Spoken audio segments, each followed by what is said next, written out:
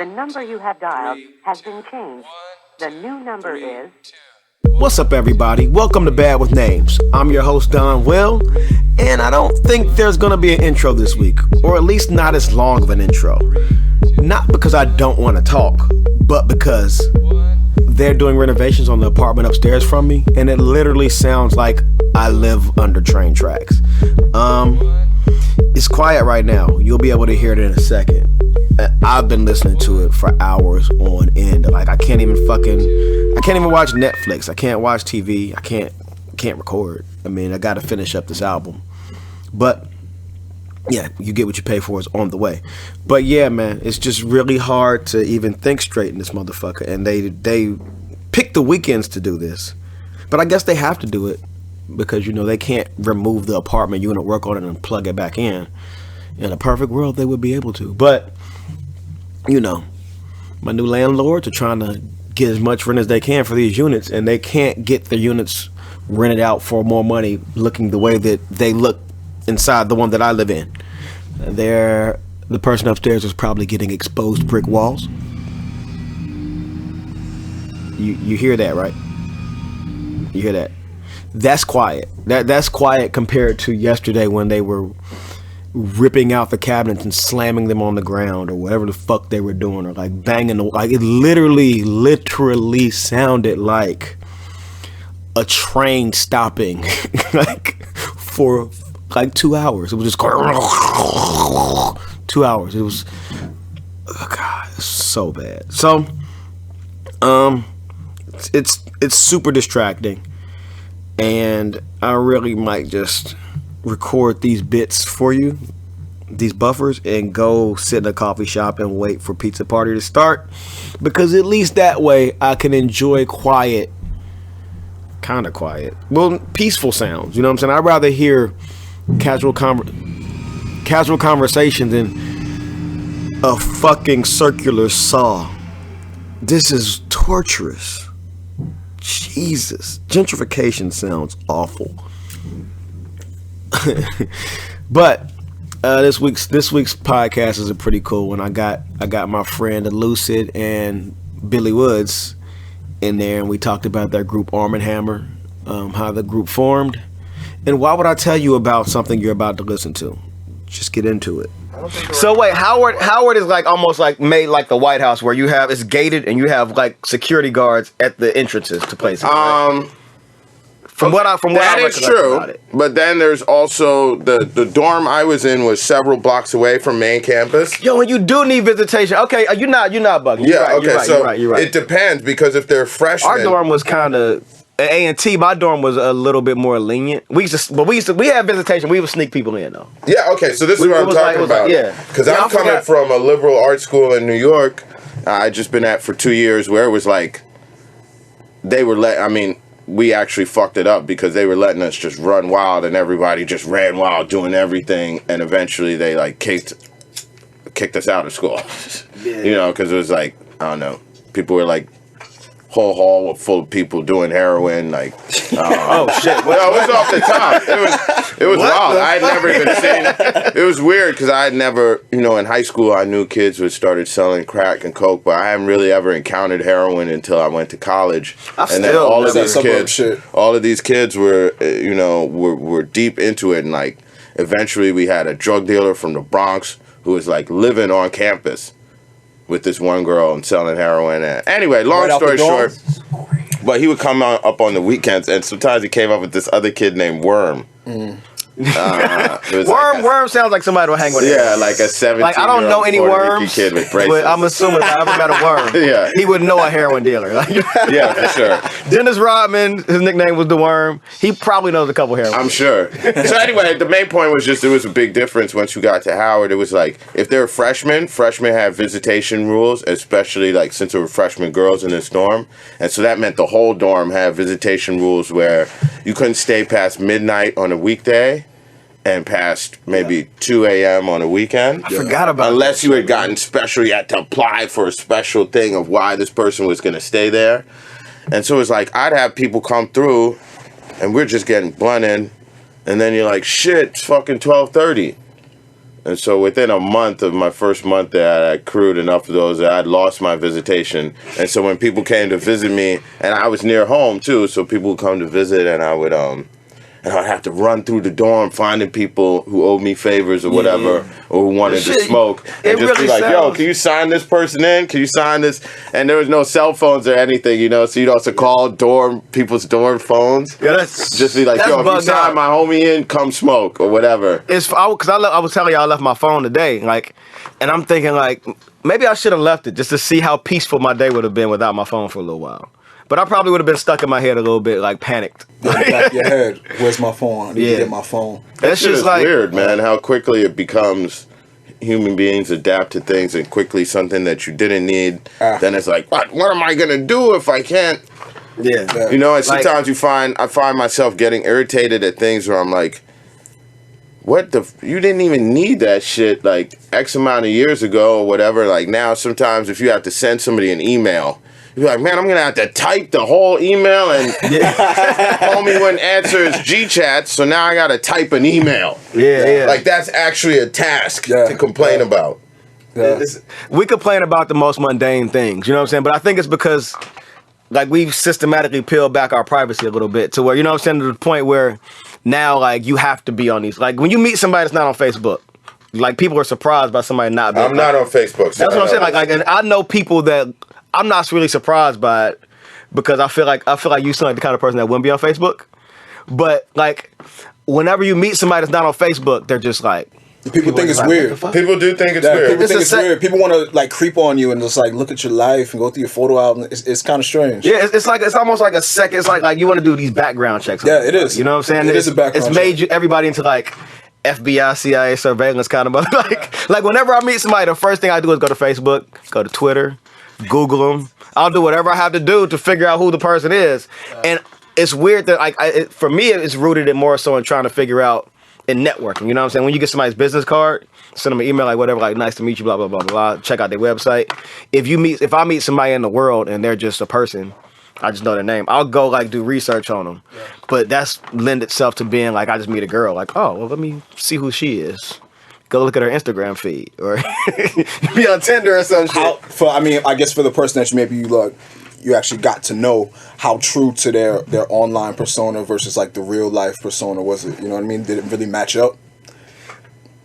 I would say most times within a couple like 10-20% of each time, like it matched up. Yeah. Like I've been catfished, or I've never met a person where it was just like, yo, this motherfucker's like living a lie. What the hell are they doing online? Usually I meet people who are not really heavy on the internet. You know what I'm saying? Because when I meet people that are heavy on the internet, I've known them before. Because I love the internet. I'm an internet kind of person. It fascinates me. Like I tried all the social media sites. I'm a Twitter dude, Facebook. I don't Facebook as much. How far you go back though? Black Planet era? I was Black Planet. I was AOL chat room. I had a Black Planet page in 99. Straight up. I had one in 99 too. I wonder, are they still up there, the old Black Planet pages? I don't know, man. I kind of want to go look. I'm going to go check tonight to see if my Black Planet page is still. I was like the last person to get on the internet, and it's weird because now for like work and various aspects, I use it so much. But it is strange because it cuts both ways. The same way like people will be like, oh, they're shocked that I'm not on. They'll be shocked that I'm not on Facebook or whatever, and then to me it's like I haven't ever had it, so I don't really think about it much. Yeah. But then there are other situations where it'll be like when I was at home, somebody will start mentioning somebody, and you're like, shit, I haven't even thought of that person, you know, in a million years. Some girl you knew in high school or whatever situation, and they're like, oh yeah, they had a kid, and they married this person, and they live out here. And then you're like, oh, they just know that off Facebook. And I'm a curious person. So in some ways, I am curious. And I'm like, but I can't look at that because I'm also not on Facebook. Yeah. Right. So I don't have any way to, like, investigate. So, you know, because he's on those shits and doesn't even do anything from what I understand except lurk and look at other people. I'm on everything. But I'm not active on anything. You have a profile. You do. You have Tumblr, you have Instagram, everything, all that shit. Everything. Before I'll forget you there until you put up you'll tweet some shit like. Yeah. I just get on to like caramel lattes or some shit. Like, what the fuck are you talking about? Never tweeted caramel lattes. Like, you know what I'm saying? But you'll tweet really random fragments of thoughts, and it's just like, what the fuck is going on over there with this nigga? I forget you have a Tumblr. Yeah, but so I feel when I first met you, you were one of the. I mean, this is how oblivious I am. I feel like he was one of the first people I met who had a Tumblr. So I remember we exchanged some email about something after we met, and there was like the Cobra Tooth thing, and then I was like, oh, I'll click that link because he had it at the bottom of his email, and that was probably one of the first times I ever even went to Tumblr. Yo, so how did y'all end up meeting anyway? Like, what's the origin story? By the way, what's the origin story for Armand Hammer? You know what I'm saying? Like, because I feel like the name I knew the name, and then it's funny because we're actually in the place where we met. Yeah. Oh shit! Word. So the first time, the birthplace. The first time was at the end of every year. Backwoods, the record label, Backwoods, and along with Uncommon Music. Backwoods is yours. Is it Uncommon Music? It's early in the morning, man. It is Uncommon. Backwoods music. is yours, right? Yeah. Well, yes. Yeah, I started it, and now I have I've had a partner for the last since maybe like 2005. I started it in 2001, and now there's more people involved. But yeah, so Backwoods, Uncommon Music. At the time, it was just those two, I think. We're do this end of the year show, and since then we've had other people come on board. What's it called? Reservoir. Didn't you perform at it once? It's called Yule Prog. Yule Prog, yes. Yule Prog. I was supposed to perform at it, but I was in Cincinnati. Oh, so I think Vaughn came through. Yeah. And so anyway, we do this Yule Prog show. NASA really came up with it, and he is both one of the most difficult and annoying people to have an argument with, and a great proponent of underground hip hop in New York City. Yeah, he's just an active talk about internet dudes. He is on the internet. To touch on the argument, I've never had an argument with him, but I've seen him on Twitter, and I like he's got to average about 100 tweets a day. Yeah, I would never want to argue with that dude. Well, this is the thing. I mean, he likes to argue on Twitter because you can't have a substantive argument on Twitter. Yeah. If he'll try to argue with me by text about sports or whatever, and then I'll call him. He won't answer the phone because he knows that if it's kept to a certain number of characters, eventually I'm gonna be like, "Fuck this." He knows his arena. Yeah, like, he knows where he'll win. He won't answer the phone. I'm like, man, I'm not gonna text. He's not the Bo Jackson of arguing. He sticks to one form of communication. He'll text you, or when you call, dude, it's like, no, ignore. Anyway, so he was instrumental in setting it up, and he came to Backwoods and was like, would you guys be interested in doing this? Like throwing an end of the year show every year, and it was like, cool. And so we started doing it, and in one of the early ones, our first one at Southpaw probably, because he's on the internet, he's really scouring for talent and people much more than I guess I am, and that Backwoods generally, you know, we sometimes, to be honest, we've stumbled onto people that we've worked with or artists that we've done stuff with because I guess me and my partner are a lot of times not at that cutting edge to a certain extent of NASA's always looking for new shit. Yeah. Whereas I'm like off daydreaming or whatever. Like NASA, I would say, I guess, and NASA thinks more like a traditional record label, like scouting artists a little bit, whereas you kind of look at a label, an artist ran label where you're doing shit for yourself. So it's about, it's about trying to... Well, no, we're fine, because we have put out other artists, but it's just like, I'm just not as active as he is. Okay. So a lot of times it's other people, like even now, it's more likely that Elucid will be like, have you heard this? Yeah, but and Elucid, then I'll hear it. He hears everything. That's not fair because Elucid just hears shit. Yes, like he'll hear some shit. There, man. I don't understand. Like literally, I don't understand how like niggas like you, Elucid and Shay Graham, my other homie Shay, like will literally know about the most. It'll be a person with 1 follower on SoundCloud and 15 plays. Like, yo, check this out. And next week it'll be at 1 million spins. You know what I'm saying? Straight up. I don't understand how they have this. Elucid does that. This cat Despot that I know was I know always Despot, the first person to say some shit where you're like he was the first person to ever tell me about Earl Sweatshirt, and at that time, like Earl Sweatshirt was like Like nobody, barely anyone had watched that video, that first video. Views. Yeah, it was crazy. I'm in the second wave. Like I'm the person right behind Elucid. Where Elucid will be like, check it out. I'm the dude right behind him that like I'm like, oh y'all should check this out. But I'm never the first one. I'm like the fourth person. So NASA was the first one to tell me about death grips. Yeah. Like way before he was like, I'm listening to this crazy shit. Blah, blah, blah. Anyway, so he's that type of person. So we're setting the lineups and, you know, I'm like, oh, this and that, blah, blah, blah. And then he's like, there's this artist named Elucid who's really dope who I think we should get on there. And I was like, all right, cool. And it worked out in some way where Elucid ended up being the headliner, even though you weren't technically. I had no songs out. Yeah, you weren't technically. I think the other person who, the most famous person went right before Elucid, and they had some sort of time commitment where they couldn't go last or something like that. And two questions real quick. Was that Elucid? What period was that? Was that with the spaceships over? Yeah, yeah, it was around that time. Sub-Bass Diet. Sub-Bass Diet. Okay, yeah. Sub-Bass Diet was crazy. Yeah. And also, was that when Yul Prague was at that restaurant? No, it was right here. No, Southpaw. It had just moved to Southpaw. Okay. I'm thinking about the restaurant that you used to perform at from time to time, like right off of Myrtle, I think. Restaurant, maybe like Five Spot Cafe or something like that. It was like some Spanish spot or some shit. Cantalina or whatever. I don't remember. Okay, so anyway, he was the last person to rock at that show. At the time, I was still in a group, I think. Yeah, I think Super Crown was still still I was still in this group, whatever. And so anyway, he went last. And I remember I hadn't checked out any of the music, being the oblivious person that I am.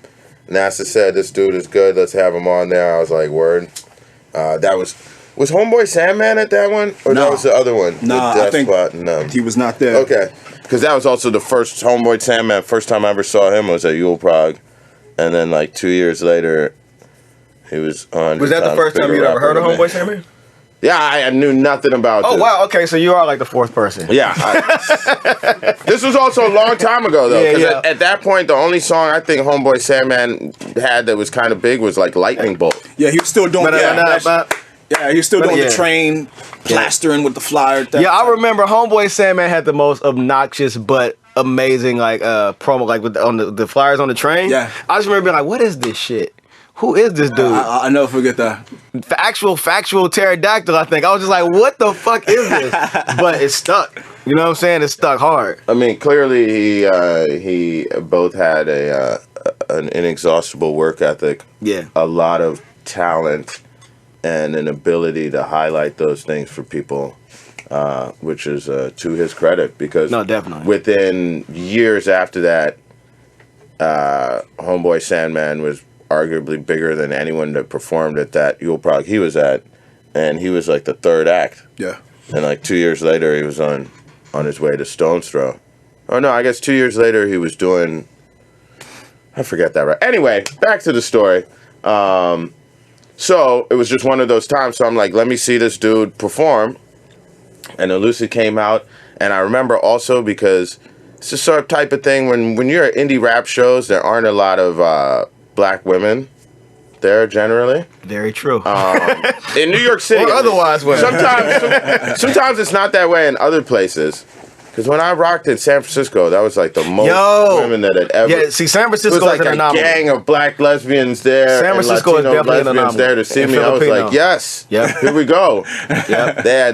They had weed for me and everything. Anyway, yay area. Yeah. So, anyway, so I wait, and I remember he was rocking, and there were like 5 black women there who were like excited to see him perform, and I was like, all right, so dude is clearly doing something right. Co-sponsored by Miss Jessie's. You know, I don't know what was going on, but I was like, man, these girls are cute. Anyway, he rocked. It was a great set, and I was like, man, that was really impressive. And then I went home and I watched that video. Either that night or the next day, I watched that video. Sign of the Times, different hair. Writing. Yeah, automatic writing. Shout out and Brooklyn I was Zulu. like, this is fucking great. I mean, it was a great video. Ali, great video, and one of my favorite Elucid songs. And so then I was like, oh shit, I should do something with this dude, and hit him up. Then we did a song, and I got blown out of the water. Is that Freeman's Bureau? Like, No. No, I didn't get. That's usually what makes good groups. Freedmen's Bureau. I don't know. I don't know what you consider blown out. But I think that was the first song. Bank of America. Okay. And then I was like, man, I had a pretty good verse, but I was destroyed here. And so then I was like, all right, I need to approach this more carefully. And so then we did some songs, and then he was like, we did some joints for, I was just starting to do my solo shit because the group had collapsed ignominiously. And then I did something for his co-favorite shit. And I don't really remember. I think it was my idea that we do. But then when I suggested, of course, Elucid was like, yeah, I was thinking that. So I was like, all right. It's one of those natural fits that kind of just happened. Yeah. But it was definitely like I had not heard any music or anything. It was a live performance where I was like, this shit is really good and different. I'm really into that. I'm really into judging rappers based on their live show. There's a lot of people was like, I dig, the recorded, but like, let me see it live and feel it. Something that comes across. Yep. Yeah, so there's certain artists out there that are like, I prefer that live show more than their recorded material, For sure. I think that the live show, I think the video has kind of replaced the live show for a lot of artists. Yeah. Like they kind of rely heavily on like manufactured visuals that can be played in repetition, you know what I'm saying? At the listeners just like whenever they want to hear it versus coming to a show and like feeling a person's energy and seeing them on stage and like, you know what I'm saying? Because it's easier to like manufacture a feeling like when you have like it's directed and produced. Right. Well, that's debatable. Just to play devil's advocate, my favorite job. That's debatable because you could also say at the same time there's aspects to which like there are people who I think you could have difficulty getting that across in a video just because you either lack the money or the friends with the expertise and willingness to like do shit for you. Barring technicalities, I mean, just like that person, their energy, what they give across live or on camera, No, but I'm saying there are people who it could be like their videos suck and they're actually good. Yeah. But I'm just saying that's the technicality. Even like me going to see Automatic, me going to watch that Automatic writing video. If you didn't know Ali, and I mean not to, you are also a person who draws eclectic people to you, but one could argue if you didn't know Ali, the video wouldn't have been hot. It wouldn't have been as different and emblematic in front of a wall, like it might have been fine. But the combination of seeing a good performance and then coming home, I do have to say, coming home and seeing that video was big to me because I was like, it brought the vision of the song fully to life, and yet was mysterious and interesting, and so it added something. Whereas I mean, there are probably people I feel like for a significant portion of shit that I was doing, I never had very good visuals, and things like that. Where you're like, man, I don't know if these visuals actually. My early career and maybe even at later points, depending who you're asking, I don't know if these visuals have enhanced the product that I'm putting forth. I'm at a point where I'm like toying with doing my own visuals. Just simply out of necessity, you know what I'm saying? Like I'm tired of asking people to shoot videos and like working on schedules. And I have access to cameras and shit. And I have the editing software. I'm on the same shit right now, man. But I'm just on that. I'm at that point where do I really want to do this? You know what I'm saying? Like, because you put a lot of man hours into it and might not love the end result, but you learn something at the end of the day. It's also important. I feel like it's also important to, there are things where it's like, okay, I feel like I'm going to undertake this myself. And then there are also things where it's like, probably I should get someone who knows what, because sometimes I know rappers guide your hand a little bit at first. It's like, I'm going to produce myself, do my own videos, do my own Ableton setup. And then it's like, of course, the album never comes out, man, because you need somebody who knows, I'm going to mix and, at certain points you need to say, some people can do all that. And then there are other people like me, I never tried to make beats because I'm like, to actually make the beats I want to make, I would have a lot to learn. Yep. And like putting in that work will probably take away. I know it's not going to take away from my weed smoking time, so it'll probably take away from other productive time that I could be putting into being a better rapper or, running the record label better or whatever. But you know what's funny? But like when you depending what your capabilities are, like you started making your own beats and they're dope. I was just gonna say like I've never looked at Elucid like in the producer role, and like when I look at the album credits, I'm like he's all over the production, which is for me, which is like kind of both inspiring and a little bit like a shock. Like, what the fuck? You know what I'm saying? I mean, I've always kind of toyed around with it. I wouldn't even call myself a producer, but it's more like I know what I want to hear. I got a sound in my head, and it's just like to explain it to someone is like pretty difficult. And it's just like, yeah, I'll just do it myself. You know what I mean? I got some primitive equipment. I can take a loop. I got vinyl. I got a sampler. I got a keyboard. You know what I mean? I got the basics. And then my brother's like an incredible musician. He can help me out with what I don't know how to do. You know? See, would you say that your brother being around kind of helps you like get into that mode a little bit? Like if you were just, cause now I guess were you doing it before you and your brother? Like, yeah, okay, like always. Like I came up in a family like that. My uncle was like a DJ, and there was always like equipment around when we go see him. You know what I mean? He's always been producing and DJing. I was always there. Like I learned how to cut when I was like single digits. You know what I mean? Like 8, 9 years old. You know, so like it's always been there. But I'm an MC. Yo, so all right, a brief origin story. I want to brief because I know that like when I knew about you, Vaughn gave me one of your like early Elucid mixtapes. I stumbled across that shit the other day too. Oh wow!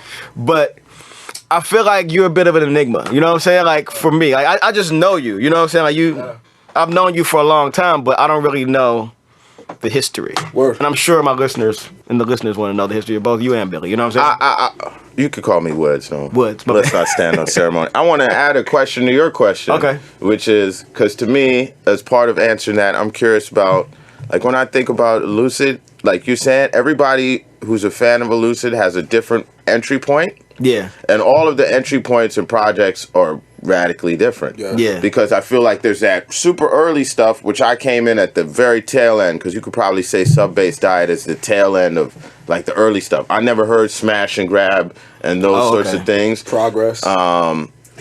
Which are kind of like a mishmash of minimalism, and like before that he was doing stuff over other people's beats. Then there's like the concrete sound system, jungle, extra noisy shit. Noise. And then after that there's Madman Only, which is nothing like what he's doing now. Yeah. So I find it interesting also how that evolution. See, works. my point of place, man. My point of entry. Answer your question now. I just wanted to add on to it. I'll give my point of entry first though. My point of entry was like, I think it was Progress. Yeah. I think because I want to say, what's that one like? You were like rapping over other people's beats, if I'm not mistaken. Some of it was other people's beats. Someone was real. Like there was a Heatmakers joint on there that I kind of I connect with, and I got Heatmakers beat that they weren't using. It was like right in the middle or towards the tail end of like the Dipset. Yeah. I was real geeked to get the Heatmakers beat on there. So yeah, we did something. I went to college with those dudes. You had the Heatmakers beat? Yeah, original? Yeah. Like I caught his shit because Vaughn sent me a CD in the mail. I've never heard. So what does this sound? I've never even heard Progress. I can send it to you. There's one song that sticks out. The beat is like doom doom doo doom. Boom, doom, doom, and it's like got the little sprinkly wind chimey. I guess I mean stylistically. Yeah, I haven't even heard that record in so long, man. Yo, stylistically, it was like some kind of dark, grimy street sounding shit. It sounded like some shit you would play after midnight. You know what I'm saying? Yeah. I was probably like at that time like still a huge Beanie Siegel fan, Styles P. So it was like in that range, but not as maybe like rugged, ignorant, willfully ignorant type shit. And the cadence was always there, but just the production style and the flow. But I was gonna say your vocal tone is definitely it's more gruff and it's more you sound more like yourself, if that makes any sense. But like back then, like lyrically, nothing could fuck with it. You know what I'm saying? But he definitely like his voice matured. Like he's like he got it was a little higher pitch back then too. I was like I don't think I even smoked weed at the time. Vordo used to say all rappers come in shouting. Yeah, I was definitely a shouter. And then you like because you don't understand that there's a mic in front of you. You know what I'm saying? Although then also sometimes it's like you look back in the early joints, you'll be like, that. Even though I was shouting on that, there's some energy in that. Yeah, sure. I'm not sure I could summon that up today at the ripe old age. Well, I was having this conversation last night. I think that early on, you have this mentality where you just want to push a button and see what it does. Like you just are curious artistically, and then the further you go, you kind of decide what buttons you want to push. You know what I'm saying? You kind of like, I don't want to fuck with this side of the thing because I know what it'll do over there. I'm going to deal with these buttons that I understand, you know? So I know that creatively right now, I'm in a space where half of the shit I was doing earlier in my career, like earlier when I first started, I just wouldn't do it. Like now, it's just stylistically something I wouldn't even attempt because I don't feel like it's me. Because I have this sense of identity, I guess, from just being an adult and getting further and further away from that person, you know? Yeah. Okay, so yeah, tell us this origin story. I think that's probably how I think of like each project though. You know what I mean? That's why each project maybe seem like it's radically different. I never want to go back and like retread what I've already done. That makes sense. So like sometimes it's conscious, sometimes it's not, but I know it just seems like every project is just a little bit different. Like we used to talk about that before and just like what makes like, you know, just challenging yourself. Yeah. You know what I mean? Like it's really important as an artist to challenge yourself and try something new, get out of your comfort zone a little bit, see what you can dig up, you know? Yeah, yeah. All right, so the origin. The origins of Elucid. Let's go. Elucid was born in 19... Born and raised in Queens. My family moved to Long Island when I was like 13. I came back to New York City. I was living downtown Manhattan for school and like, and I've been here ever since. Live in Brooklyn, Manhattan. Come from a family of musicians. My mom sang with Grace Jones. My dad is an ill bass player. My brother's like a crazy drummer. And yeah. Word. So like, how long would you say you've been? I guess that means you've been doing music forever. Forever, like literally forever. That's like, crazy. Yeah. Cause my interest in the music was a decision. It was like, you know what I'm saying? It was just like something I was fucking around with. And then post college, I was like, I think I'm gonna try to do music now. Yeah, you know it's always something that I've like just done, just like even hanging out. I mean, like, you know, remember like junior high school, just in the lunchroom, like fucking around, rapping with your friends, sort of a thing. You know what I mean? It's always like been around, but like consciously, like I'm gonna make music. For me, probably was like, I don't know, maybe like early 2000s or something. Okay. I feel like the internet, I saw like an outlet. 'Cause before that, I was just like selling tapes to friends. Yeah. I do like little bullshit open mics. You know what I mean? We gotta sell tickets to like perform. You know what I mean? I know. Like, so that's how you make your money. You sell like tickets. Selling cassette tapes, and then CDRs came. So I'm selling like little bullshit CDs, and then like internet, like 2000, 2001, and I was like, But if you're doing like, shows and making cassettes at that point, surely it was cool. It's cool, progressed but slightly beyond the hobby. Or no? I guess. I mean, it was just like, this is what I do. Like, I record. Why can't someone buy it from me? You know, it was just like a little hustle, you know? Like, not a main hustle, but it was just something there. Like, I'll sell this. But then I just saw, like, internet. Like, I could sell to someone in Brazil, Germany, you know? I would say, because even for me, man, I never even let my friends hear shit. Like, I didn't start coming into my own musically until college. Like, when me and Ilya started living together, so it was like a house of two people doing music together. But I was kind of scared to let people, like, hear what I was writing and hear what I was working on for a long time. Because, like, a lot of people didn't know me as a dude who wanted to do music. I'm still that way, though. Like, scared to let people hear shit? Yeah, I don't let people hear shit until it's done. I don't like to hear it, you know what I mean? Like, sometimes things that I like or things that I don't like, people like, yo, that's your best shit. That's usually what people like. Like I don't know. Whatever, you know, and things that I really, really, really into, people like, Yeah. But I don't let people hear, I don't like to hear people hear shit until it's complete, you know? That's funny because I think of you, and maybe that just shows exactly what sort of a misanthrope I am. Like, hiding alone in a basement. But I think of Elucid as being really like open-minded to playing people's stuff. As I'd be like, I don't know. I dated people who are like, I've heard 2 songs off your album and it's almost done.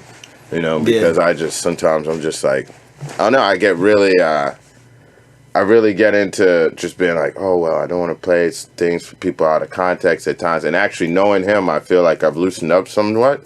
Because we do Armand Hammer songs, and I'm not talking about strangers, but like I wouldn't even send producers to shit back in the day before I knew him, and then he'd be like, you know, some mutual friend or some producer who didn't even necessarily produce that song would be like, I heard that shit you did, it's dope.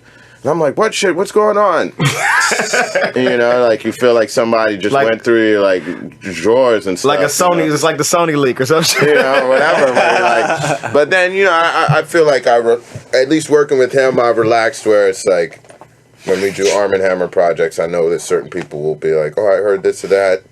And it's fine. You know, it's just all in my head worrying about stuff. Yeah. But even with my own solo stuff, it's like, I feel like I'm more open to letting people hear it now, but still, it wouldn't ever be somebody who's not involved in it in some way, I guess. So, like, along the same token, like, what's the Woods origin story? You know what I'm saying? Like, where...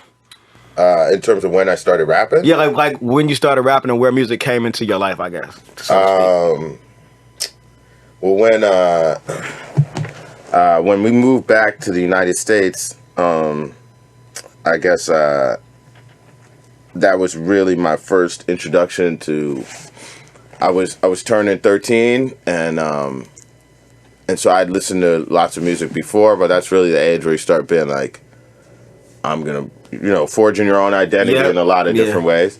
And then also I was moving back here, and I had a lot of adjusting to do with the way that things are in America. And so part of that was like, okay, music became something that I turned to, like for my first night here, actually. My first night moving back to the U.S., I'm 12 years old, and then I saw Do the Right Thing. Okay. And that movie just blew me away on multiple levels. It blew me away on multiple levels. Actually. It was and I'm a big Spike Lee fan. Although that Red Hook movie was awful. That was horrible. Man. I mean, he just totally fumbled the ball on so many levels. But anyway, to stay on topic. Okay. We're coming back to that. We should. We should. I'm more than happy to discuss Mr. Lee's career and its highlights and its lowlights, one of which would be that movie. One of which would definitely be Red Hook. So anyway, we moved back here. I see that movie, and I'm just blown away by Public Enemy. First tape I ever bought was It Takes a Nation of Millions. That's the first tape you ever bought? First piece of music I ever bought for myself in my life. Oh, shit. It was probably a week. So that's a good choice. That's a nice cop. Because we moved and stayed with some friends of the family on the Jamaican side that lived in PG County. And then after a couple weeks, my mom rented an apartment in Montgomery County, and so we moved there, and we were living in these apartments, and next to the apartments was this place, Kemp Mill Music, and not next to it, but like a 10-minute walk, and I walked down there and bought the cassette of It Takes a Nation of Millions, and then I bought Fear of a Black Planet after that. So those were the first two things I ever owned, and I was just really, really blown away by it all. And just with my family history, it'd been a lot of stuff about like revolution and things like that really resonated with me and was interesting.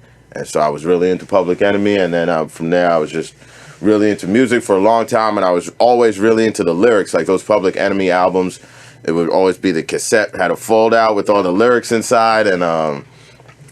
And I was into a lot of those records, but I really didn't start thinking about doing it myself until I met Vortal Mega from Cannibal Ox. Okay. Which I met him through nothing to do with music. He was dating.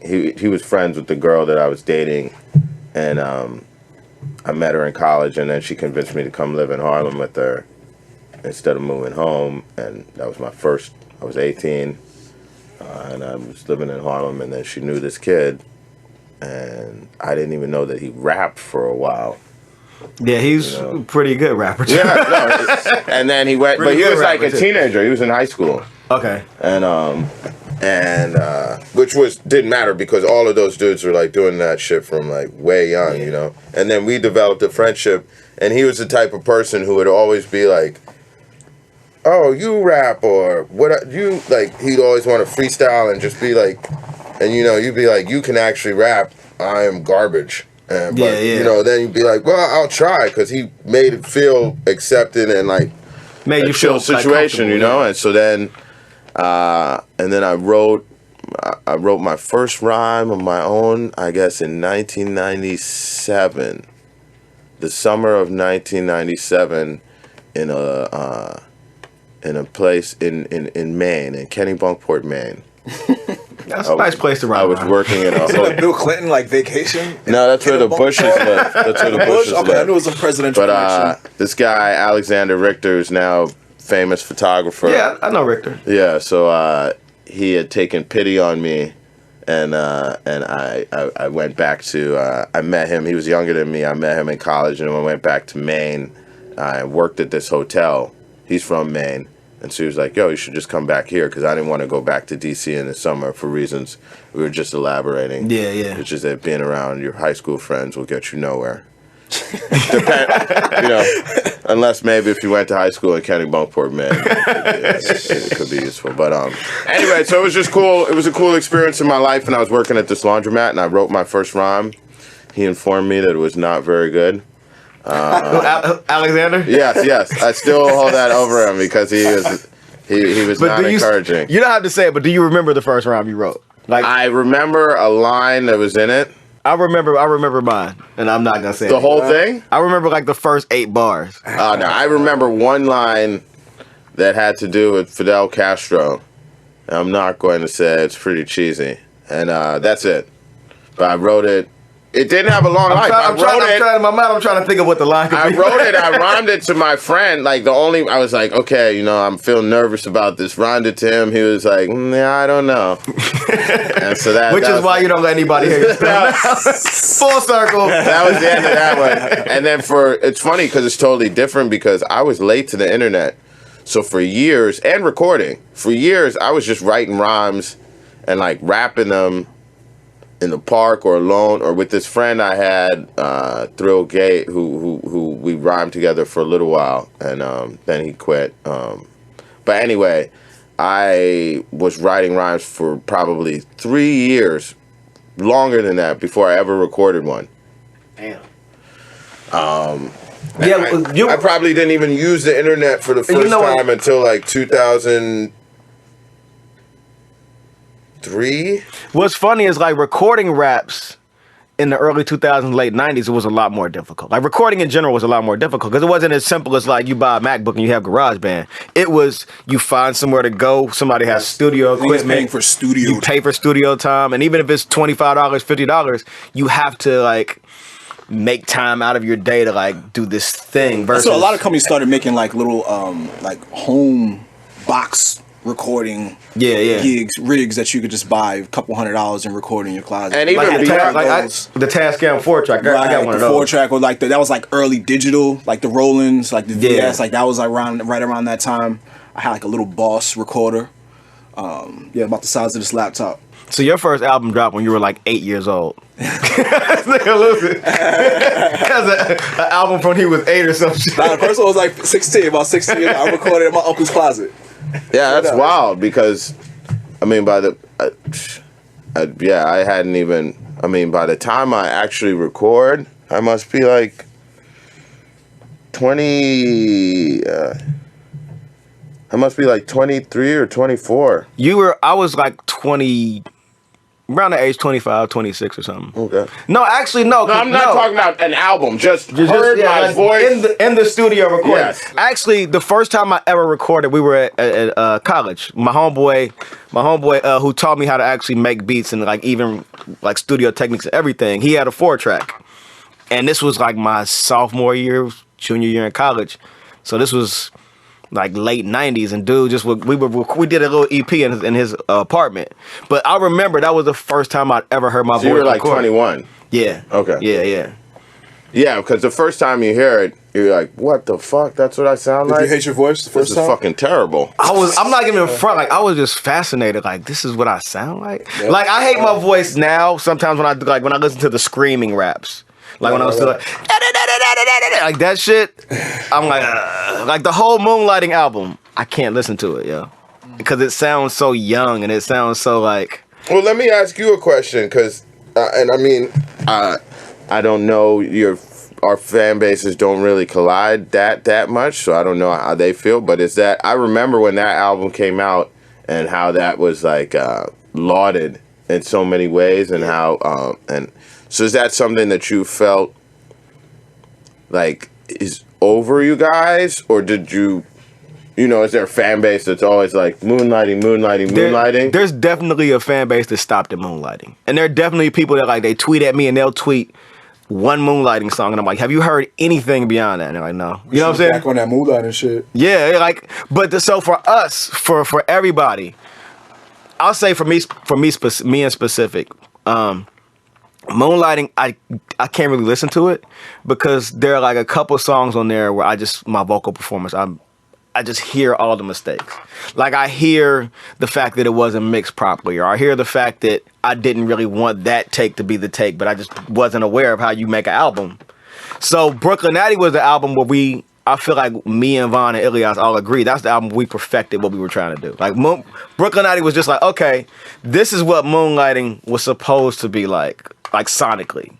And like for me on Brooklyn Natty, a large part of writing was even, it was just like being as clear as possible vocally, like my diction, like making sure that I peeled my accent back a little bit. I remember that. You lost that. I lost my drawl, but it's definitely the accent. I took that shit out. Remember how we were talking about and you were like Midwestern accent? Didn't we just have that conversation? Something like that. Yeah. So you hear what I'm saying? It's like a Southern accent with a twang. It's not Southern, with the twang though. It is. I can't put my finger on how to exactly describe. Well, it certainly would be closer accent. to. I can't put it. He's trying to say a Cincinnati accent. No, I was just saying the Midwestern African American accent is Southern with a Midwestern twang. Get that? Like, so people think I'm usually from Atlanta or California. Like I get stuck between those two cities. California connection. It is definitely the hair, but and there's definitely like when I'm watching. So Cincinnati people usually pop up on court TV shows. And whenever I can't explain, like Judge Hatchett and Judge, what's the dude's name? The dude from Chicago, Judge Mathis. Judge Brown. Anytime I'm Judge Brown sometimes too. Anytime I'm watching those shows, and I don't even have to watch them, like I just hear it, and I hear a person speak, I'm like, oh, they're from Cincinnati. And then they'll usually say something like they'll like mention a landmark, or they'll say something about being from Cincinnati, and I'm like, yep. Like it's a thing. Like I can tell the accents because they're really specific and really native. And we were talking about Cincinnati a little bit before too. It's this kind of mid-major city where it's big enough to be a tour stop, but it's not the first tour stop. So like Jay-Z will go there to perform, you know what I'm saying? Or like, I don't know, Taylor Swift or somebody will perform there. But it's definitely not like the Chicago, LA, Houston. It's just the secondary date, you know what I'm saying? It's not Dayton. No disrespect to Dayton. But I would say in the hierarchy of cities, you have Cleveland's the city that's always people. Yeah, people just think Cleveland is the only city in Ohio. It's just like if you say you're from Columbus or you say you're from Cincinnati, they're like, oh, Cleveland. Columbus is the capital, so and it has OSU, so it's like the big college town. And Cincinnati is just kind of like it doesn't have an identity. It's just like a city tucked away with a funny ass name. But yeah, I kind of lost the question, I think. No, I was just talking about. To me, it's interesting because I'm an artist who's never had. I didn't start off my career with any like. I started off my career with albums that like a certain group of people will be like, "Yo, I love that record," you know what I mean? Yeah. But it wasn't like critical attention, fans, anything like that. Like my career has very much been, if you could even call it a career, a slow build. So there's no record that people come to me and are like, there's no like, it's the opposite of like Cannibal, Void with my friend. It's like you make this joint off the top that creates some sort of cultural shift or is part of a cultural shift that people associate with all of these things. Yeah. Like I have individual people who come to me and be like, oh, Camouflage is my favorite. I was a freshman in college, whatever. But there isn't like a group of people that generally consider any of my albums to be like that might have been a stopping point for someone or a large group of people consider this to be the signature record. So I'm always interested in having that happen early in your career and what that's like. That shit's bullshit. I think it's better when people connect to everything because it's frustrating when you can't get somebody to accept that you have more work. You know what I'm saying? It's like somebody will just be like, I don't know, So Damn Down is a jam, Brooklyn Natty. It's like, motherfucker, that was almost 10 years ago. Like, not even, it was like 6 years ago. We've literally put out 3 or 4 albums since then, and we put them out, but you just have chosen to just elect it to, and maybe that has something to do with more of their taste, like being like, well, I'm not really into underground. Like, I got other shit to do other than digest music. But I just feel like, I like that fan base. I like the fans that are just locked in and ready for whatever you're gonna throw at them. You know what I'm saying? And they can't identify a favorite versus people who kind of elect to, okay, that was cool. I'm done with this. I mean, the flip side of that is that the journey along the way is nobody, 10 years of nobody, seeming like nobody gives a shit. Yeah. But that's the thing. Like, and even when people connect to things, it feels like that because it feels like, well, you care, but you don't really care. Like, you care enough to, like, check in and tell me that you missed one thing. Not check in and be like, yo, that last thing you did was crazy. Or just even Google to see what you may have missed. Like, you're on the internet. I'm right here. You can just look at my timeline and see what's going on. It's too difficult, man. It is. Googling is hard, man. Googling, tweeting, all that shit, looking for researching is hard. But let's take a quick break because I think Dub needs it for editing. Hey guys, just a quick reminder. Rate, subscribe, review. Also be sure to follow us on Twitter at BWN Podcast. And drop us an email at bwnpodcast@gmail.com. We're not getting nearly enough listener letters, and it's cool to hear what you guys think and find out who you guys are.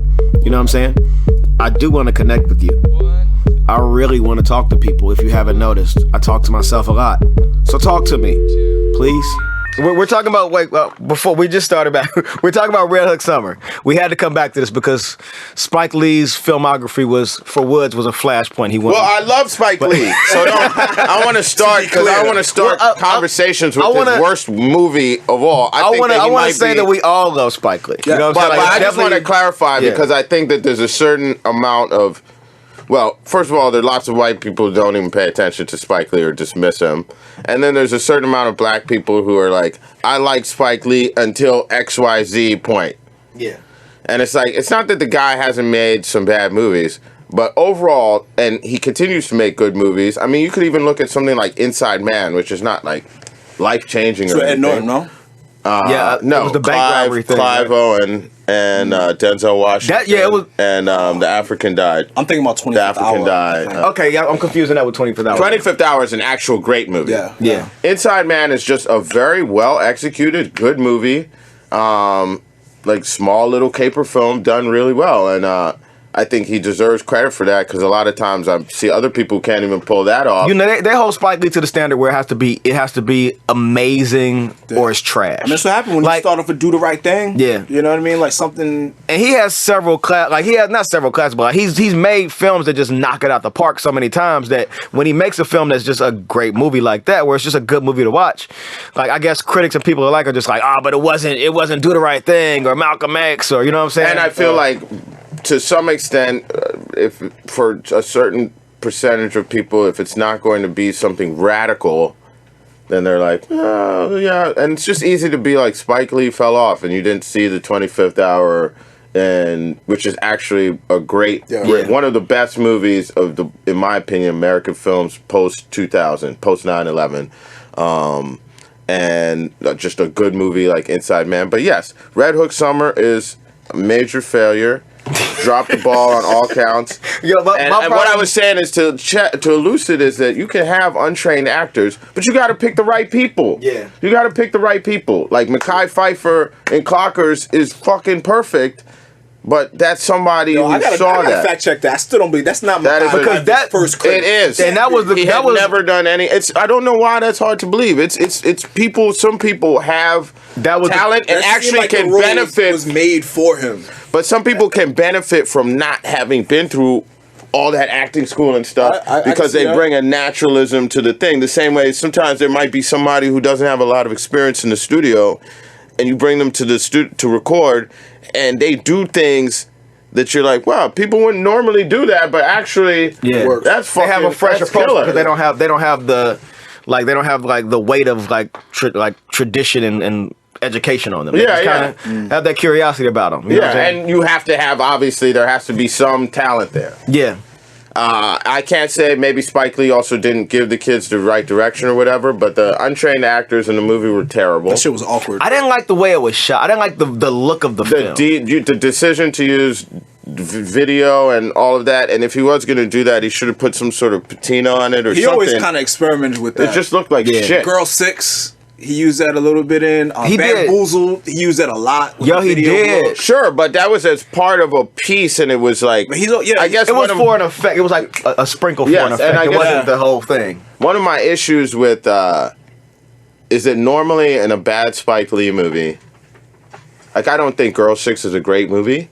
I enjoy but it. then there's a great movie. There was always a subplot. Okay, so Jungle Fever is the actual movie on top is kind of garbage. It's not very good. Inside the movie Jungle Fever is another smaller movie about the decay of the black family, drugs, and a generational divide between these generations of black people. So you have Gator, and it's about drugs and its effect on the black family. And you have Gator and Halle Berry, and that whole situation with the father, the Reverend, who's obviously like almost a Baldwin-esque like father figure in his self-righteousness. And just I thought that movie was great. Like you could take that and make a great movie about like leave the interracial dating part out and just have it. Which was really like pretty. There were no great insights were made in Jungle Fever. If you go back and watch it was just seen though like that on like a major scale. I think you had Mississippi Masala maybe a little bit earlier. Was sure, like Denzel, but I mean, I'm just saying now. I'm holding you to great standards. You're one of the best directors of your generation. I can go back and say that in general. Nothing particularly interesting or revelatory is said about Bensonhurst, I believe it was like right after Yusuf Hawkins. Like Theory, the dude who made the movie Exodus about Moses, about some shit, he was saying he had to cast white people because if he brought like black people to the studios, nobody would have made it. Do you think Spike Lee maybe? That's for real? It's real. Whoa. But do you think motherfuckers got mad? But do you think Spike Lee maybe threw that interracial dating thing in there to kind of like slip the decay of the black family into like the script? No, because I think that I'm just being devil's advocate. No, but I think that's a feature of all. Because if you look at, I also think it's a feature of if you look at Girl 6, the surface story about this woman who ends up working at this phone sex line, it's fine. It's not a great movie in there. The underneath thing about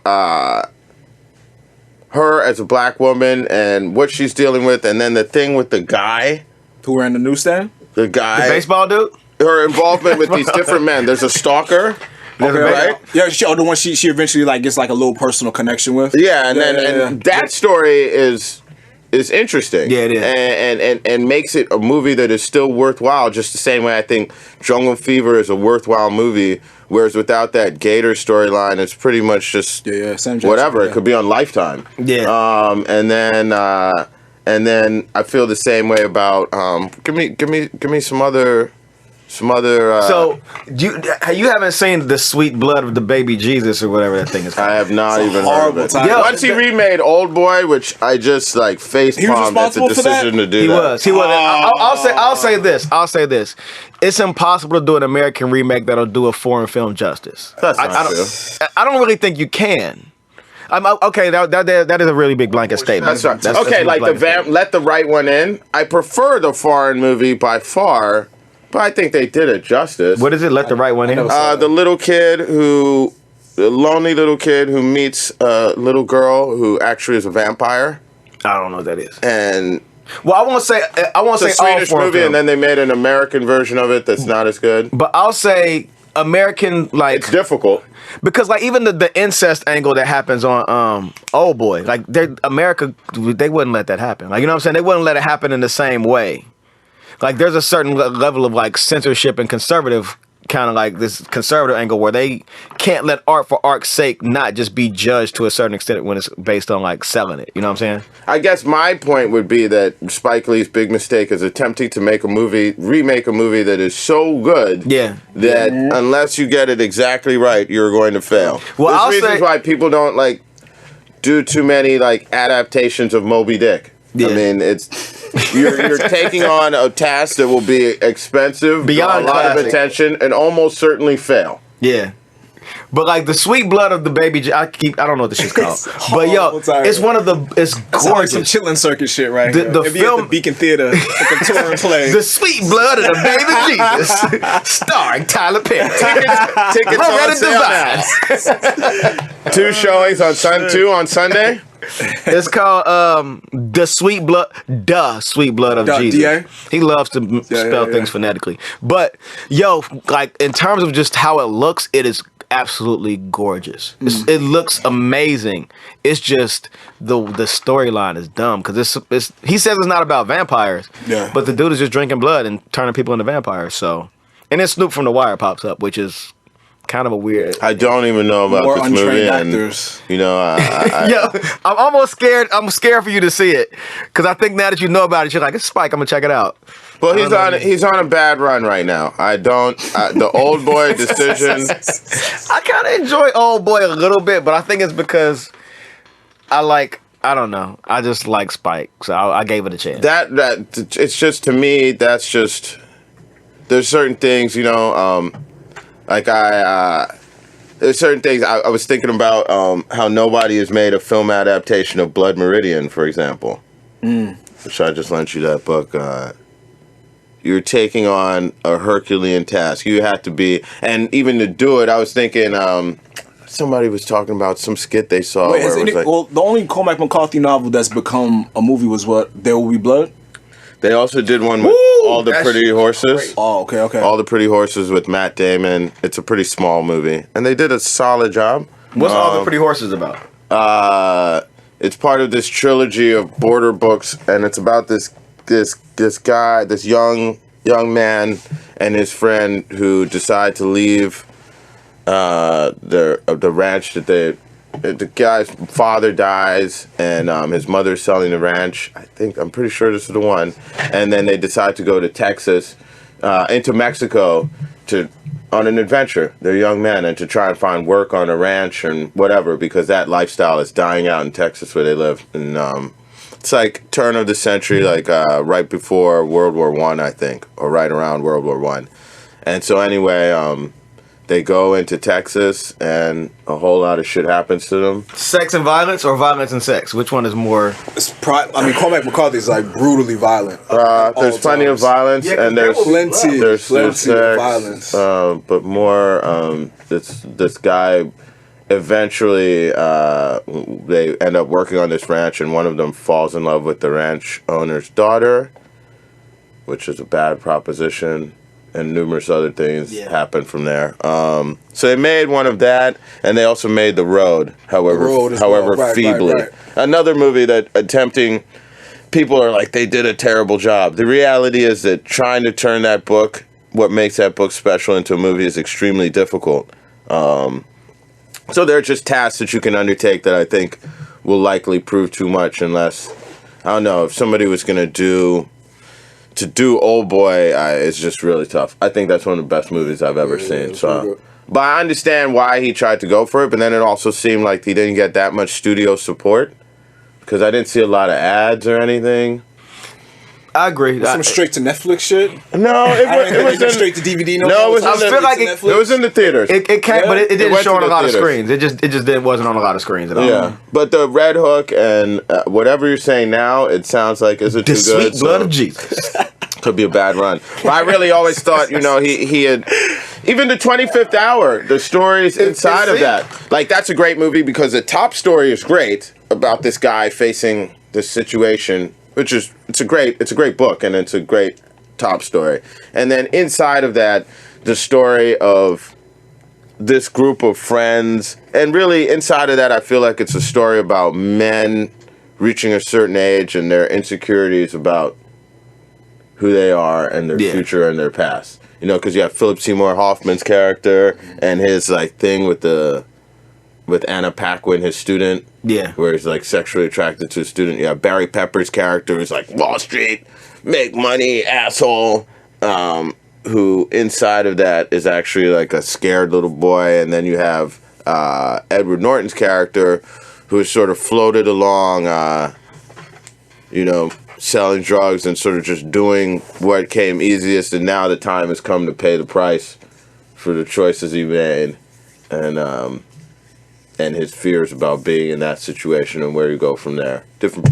I thought that story, Insider's story, was also great, and I think that when you looked at Red Hook Summer, he fucked up so many things that even the interior story, the great moments are just lost in this morass of amateuristic filmmaking. It feels like the Sweet Blood of Jesus and Red Hook Summer, like whereas Sweet Blood of Jesus was highly stylized, like the creative consulting was crazy. Like he had Kehinde Wiley, like he had paintings in there. He obviously has somebody telling like. So it looks good. It's amazing. It looks amazing. The story is whatever. Versus Red Hook Summer, which.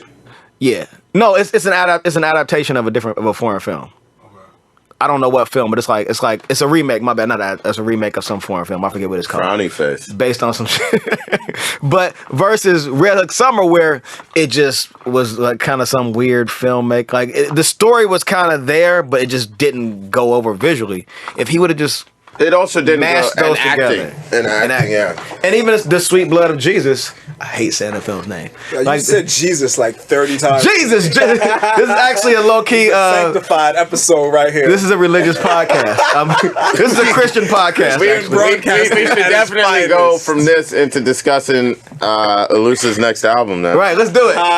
What is your next album? Save Yourself. Save Yourself. Save Yourself. Let's talk about it. Yeah, it's we underway, maybe about 40% into it. It'll be out maybe like September. So why Save Yourself though? I've been working on that idea for a minute. It just seems kind of relevant for life where I'm at right now. Yeah, it's fire.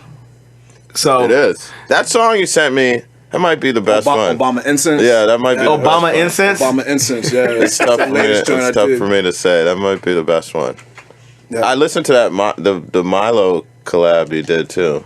Oh yeah, I knocked that out the other day. That was really good. It was really good. So that's good. It's really Milo. That's a really good song, man. I like it. I need to hear this 40% now. I'm sure I'll hear it immediately when it's done. Yeah, you know what I'm saying. But it's really good. It's really, really good. And you haven't even really dipped that far outside of the production circle. Everything so far. That's why I say it's 40%. Everything that maybe probably 85 of that 40% has been all like self-produced.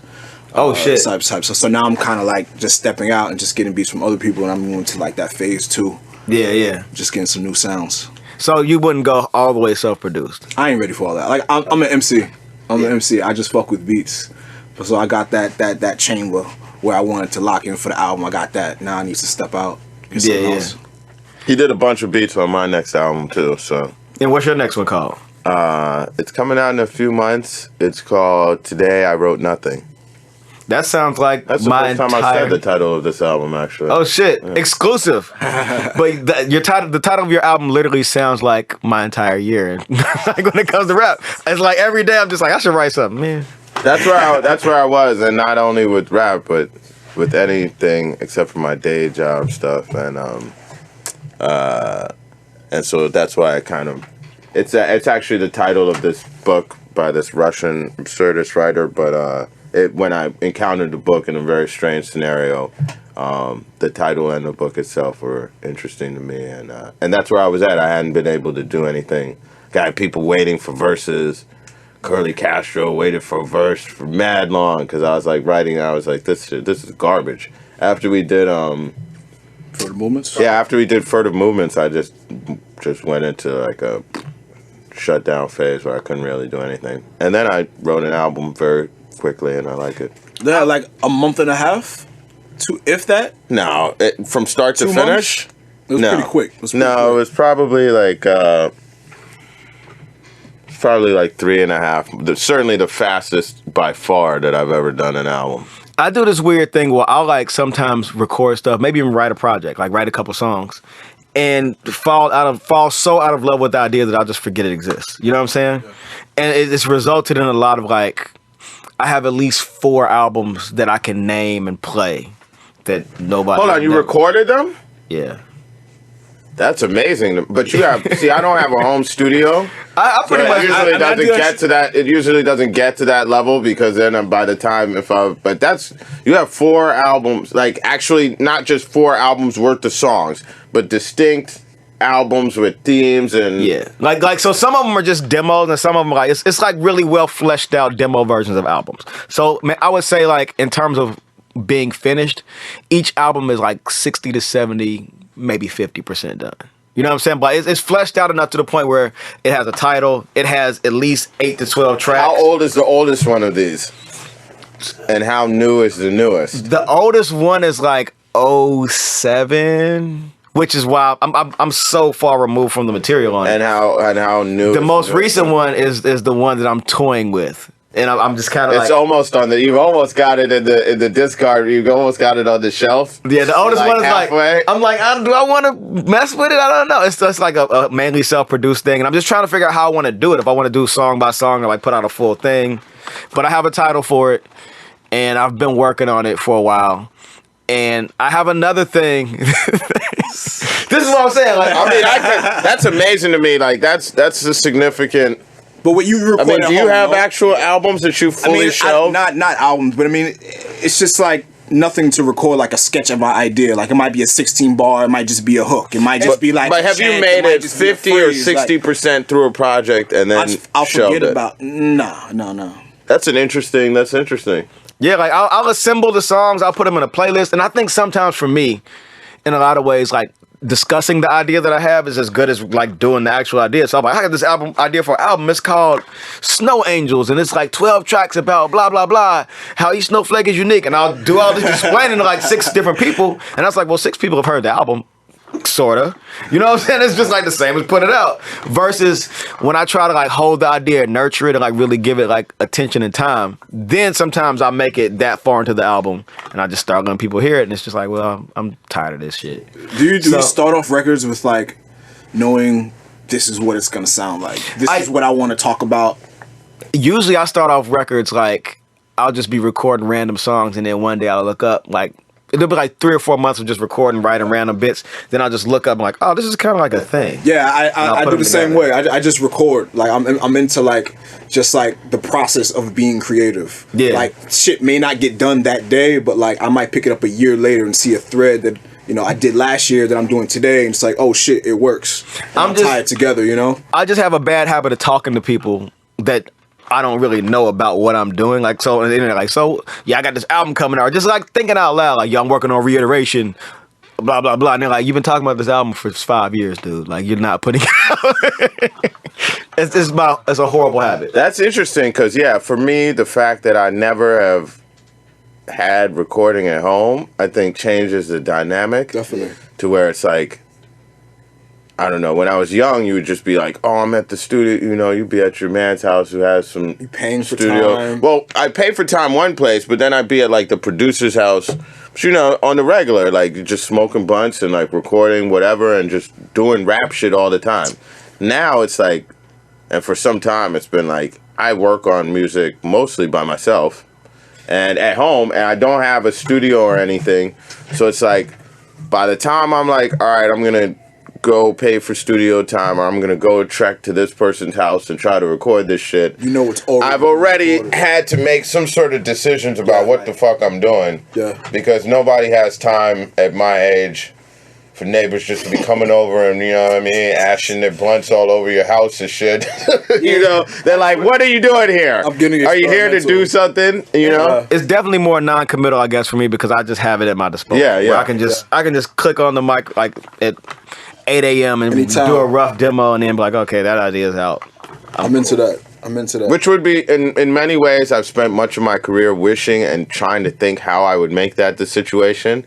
And I think for the first time in the last couple of years, I might have just been like, yeah, I don't know if I'm ever going to do that. What about this new record, though? It feels the vibe is more like off the cuff. Well, I recorded a lot at your house, but it was still like, I definitely had a plan because I wasn't writing anything until I got the idea. And once I had the idea for what the album was going to be, it was like a train, just steadily picking up steam. Are you like a on the spot kind of writer? Or you like kind of write and then bring like when you come over to his house to record, you write over there at times or you bring stuff over? I used to. That's how I used. But nowadays, like shit, when I get to the studio, the songs have been edited. There are exceptions to this. but they've been edited. You know, I've worked on it for whatever amount of time. The shit is set up, like everything is laid out. I'm just recording. Or I get to Willie Green's, especially if I'm going to Willie Green's, and it's like everything is pretty much ready to go. We're gonna knock it out. I have X amount of time.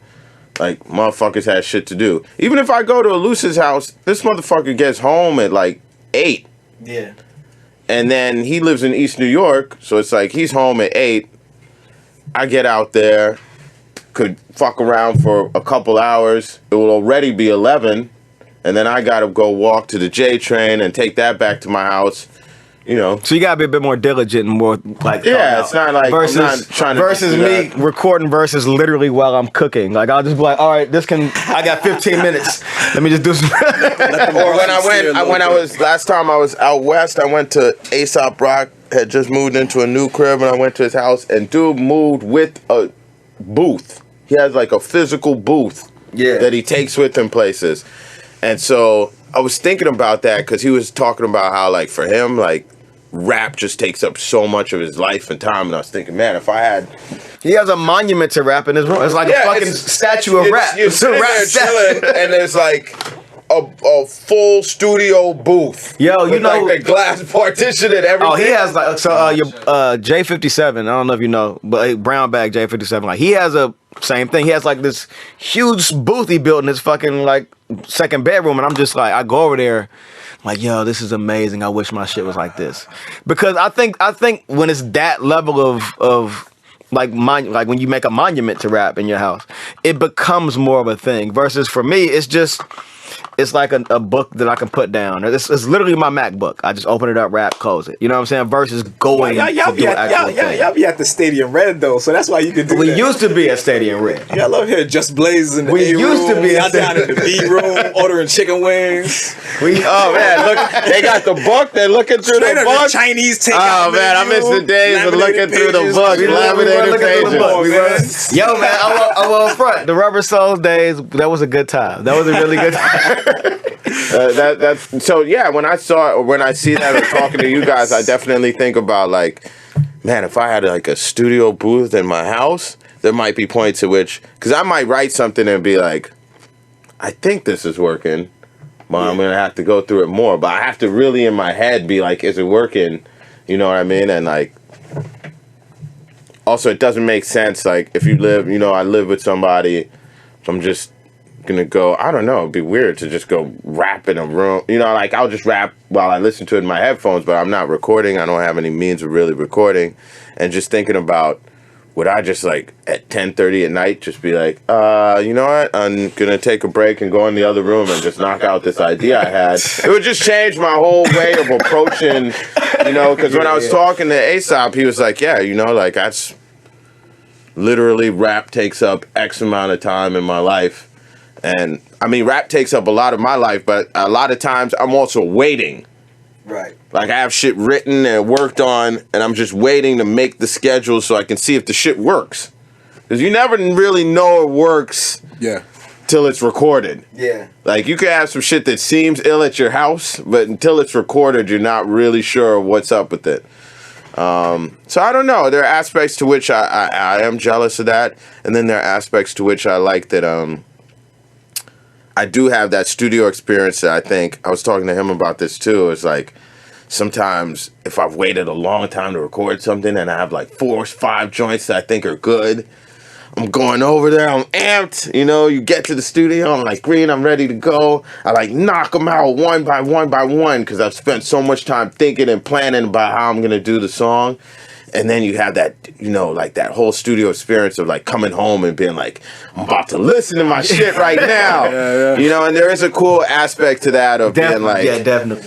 I went there to do this. I came fully prepared. I knocked it out. And then I have this big revelatory experience of like things that I've been living with for a month, 2 months, purely in my head, suddenly being tangible. It's like giving birth almost. Like, because the thing we just put out like a quick little EP at Tanya Morgan 12 minutes with Kareem. Yeah. So what's that? It's like we rapped over Kareem Riggins Alone Together. We just took like 6 beats and like cobbled together a little EP, just something to throw out for free. But so it had already existed. Like Vaughn had 6 minutes at Kareem's, and he put it out via email and text message in a weird way. Like if you knew him or like was like, yo, let me hear that thing you did, he would send it to you, but it wasn't on blogs. It wasn't like some shit that everybody put out. And I heard it and I was like, yo, I want to rap to this shit too. I want to add on because we haven't had a Tanya Morgan release since Rubber Souls. So I wrote all of my shit on between Christmas Eve and Christmas Day. Like I started writing a little bit, and the Christmas Day I woke up, wrote the majority of it, and then that night I went home and like I went home and like sequenced everything, and the next day I woke up and just recorded it, and it was a cool feeling to like record and be like, yo, I'm gonna wake up to an EP. Like I'm gonna wake up and have something new to listen to, and I think that like having my own setup and treating it kind of like just something to do whenever. It makes it kind of removes that anticipation. It's not an event. Yeah, it's definitely not an event. Whereas you get the event feel every time. Yes, there is though that whole like it's gonna be 3 weeks before but yeah, that's what I'm saying. It's a different trade-off. I think it's interesting actually for Elucid. I'm curious how your situation has changed now that you've moved, your living situation has changed. You're living with your brother who you make music with. It was funny because I'm crediting Brother Hall for Carpetbagger, right? Yeah, okay. Absolutely. That's a Brother Hall production. I just wrote Brother Hall. Brother Hall, straight up. So him and his brother together, Brother Hall on production. Oh, shit. And so when you go over the crib, they kind of have a central area with all of the music stuff in there. And so I'm marginally curious about how that's changed things. Because, it's been years since I lived with another person who was also, I did music with in any way, or... When I lived with Essex Dogs, when I lived with Patrick, it was like that to a certain extent where it was like, he might be making a beat and then I just come in and start writing. Yeah. Sometimes that's how it works, you know what I mean? Usually when I come home, my brother's usually working on something. And I'm like, yo, that's dope, you should do this, He's like, fuck you, I'll do what I want. Or sometimes I'll come in, I'll like write raps or whatever, or like I might have something like a basic loop and I'm like, yo, can you add this, add some drums, give me a bass line or whatever. So it's just like a constant like back and forth. Are your schedules different to where you'll like come home and he did something and he's on his way out? Yeah, for sure. And then you're like, oh, okay. Yeah, he might have worked on something in the afternoon. Yeah. He might have worked on something in the afternoon and I get home when I do, and then he's out to work at like 10 o'clock. That's so how I'm like sitting with this joint. I'm like, let me work this out. And then when he comes back in the morning, he'll have something to add on to. That would be cool. That's how Tony did Sons of Soul. No, House of Music. Yeah. Like they would like work on things, bits and pieces. So like one would like Raphael would do whatever and leave it. Yeah, I don't have the attention span to really sit down and plow through a lot of things in one sitting. I need like bits and pieces. I'll come back to it. It'll get finished. But let me work on my own pace, But yeah, so I wanted to touch on the name Armand Hammer. Like, where's the name from? I thought up the name, and then the main discussion.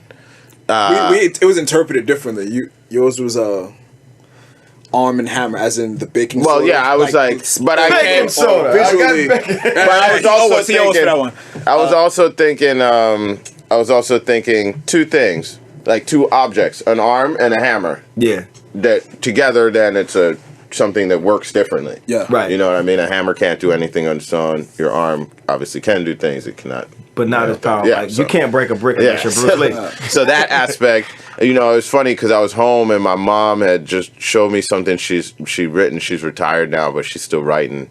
And she showed me something she was written, and I asked her something about it. And she was saying how like she always likes everything that have multiple meaning, and that's like my whole thing, especially titles and things like that. I want meanings layered in all levels. So it was like, yes, it's two things. Yes, it's baking soda. Yes, it's also kind of an aspect of like I was also thinking about like the hammer and sickle, and just that's what I thought. Just like I don't know. I grew up in a family that was really into. My father was really into stuff like that, like revolutionary ideology, and so there was always like slogans and like iconography. You know what I mean of whatever various movements that they were. And so I was just thinking on all of those levels, and I also thought it sounded good. And so I came to him and I was like, but I also know I know Elucid, so I was like, we need different. I was like, I see it three ways. It could be Arm and Hammer written out with no breaks. Yeah. So it's like Arm and Hammer. Arm and Hammer. Yeah. Yeah. Or I was like Arm and Hammer with the ampersand. With the ampersand. I don't like that either. Or you could make it Armand. Like it looks like it almost sounds like a German synth band or something. You know what I'm saying? Right. Until you hear the music, but the name itself, Arm and Hammer, is such a strong name. Like that shit is fun to say, and it sounds like the music. It sounds like some sort of aggressive name. You know what I'm saying? It doesn't sound like it doesn't. It matches the music in a way. You know what I'm saying? If only I had put that level of thought into my own rap name, could have gone far in this game. But yeah, thank you. I like that. That's generally I would be like, not all the time, because he definitely thinks of a lot of titles, but I'm pretty good at coming up with names for things, and then I try to come up with like several and be like, okay.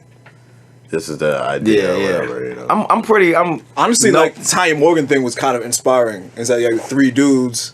Yeah. But Tanya Morgan's a woman. It's like that persona thing, like 3 people as one. How did that actually happen? A corporation type shit. You know what I mean? So I was thinking about that when I was like Arm and Hammer as a name. I was definitely thinking about the Tanya Morgan thing as well. I would say so the Tanya Morgan thing. I'm sure your listeners know this already and don't care. Some people don't know. I care. Like the name itself. Me and Vaughn were like just trying to think of a name that didn't sound like a rap group. A and B was really just like off-putting. You know what I'm saying? So we wanted it to be a person, and at first it was going to be a man, and I was like, let's just make it a woman. I don't know why. Let's just make it a woman. And the name Tanya in itself was just like we were throwing out names of just like old soul singing, like soulful names. And I came up with Tanya, and he was like, let's spell it with an A.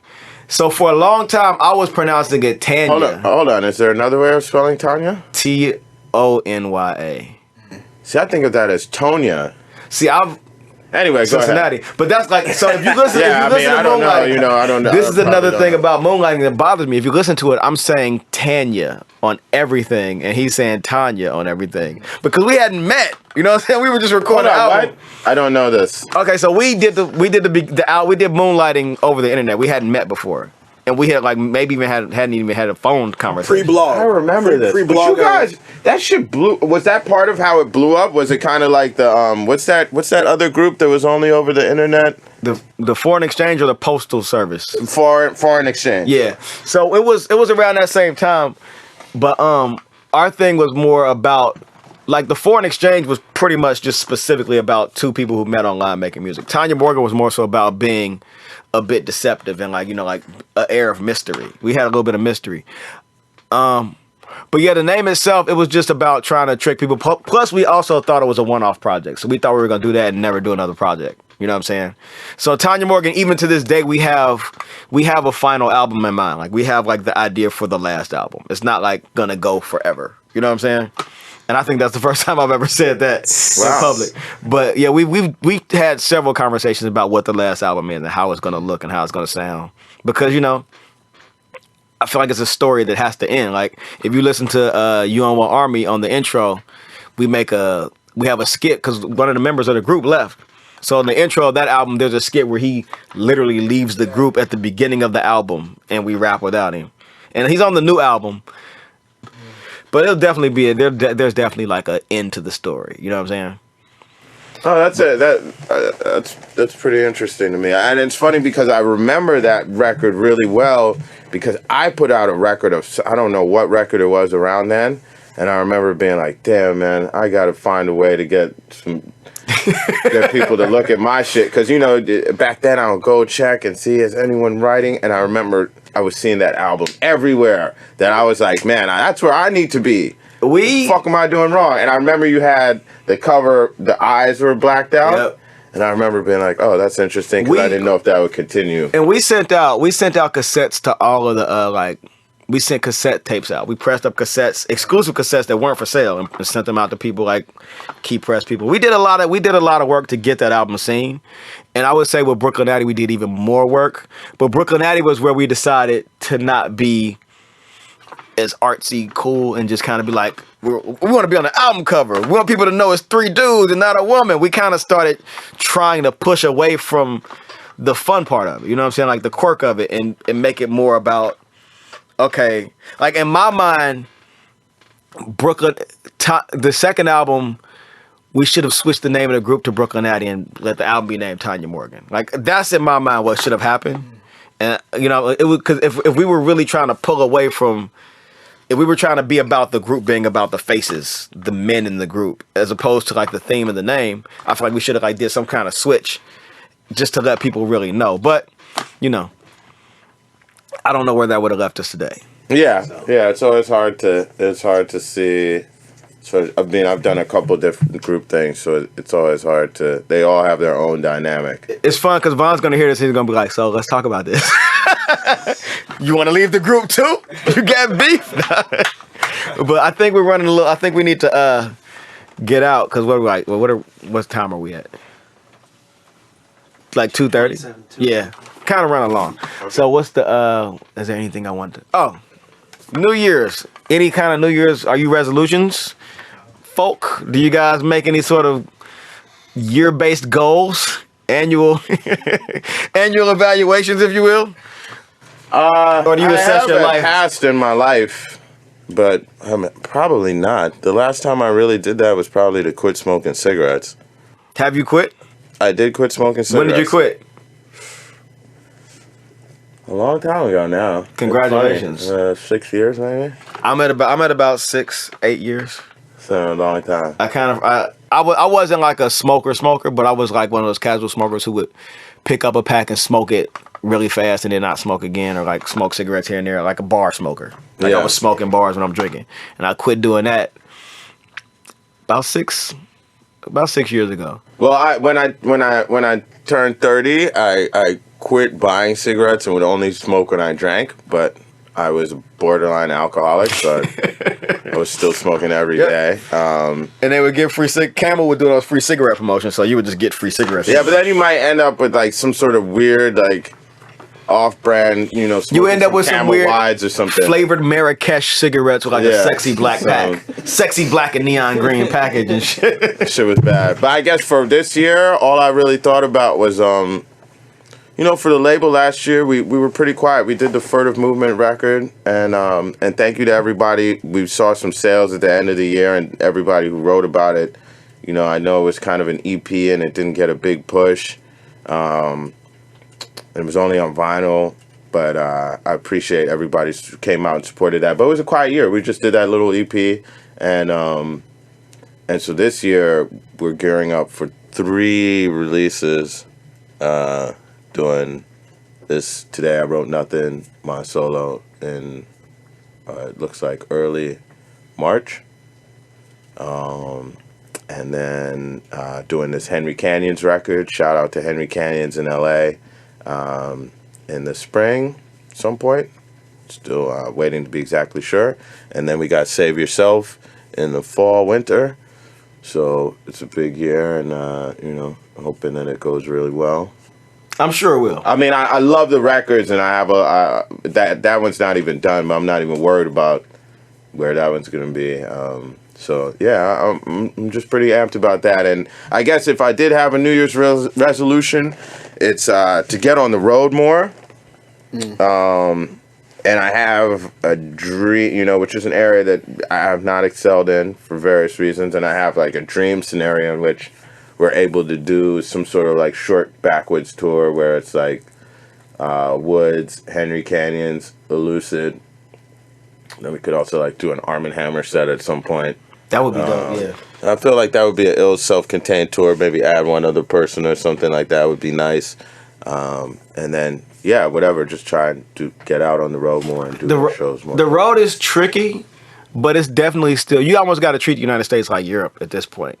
Like, you know how, like I say that meaning, like, you just got to go. Like, Airbnb spots. Or just, you know, just do some old crash couch surfing kind of shit to get on the road. We used to tour a lot. We're rebuilding our touring right now. I mean, that's just an area that I really have not done very much in. Like, I've gone and played, like, a couple spot dates in a row or whatever. But for me, it's just either, you know, 3 months straight on the road. I mean, it doesn't even have to be that.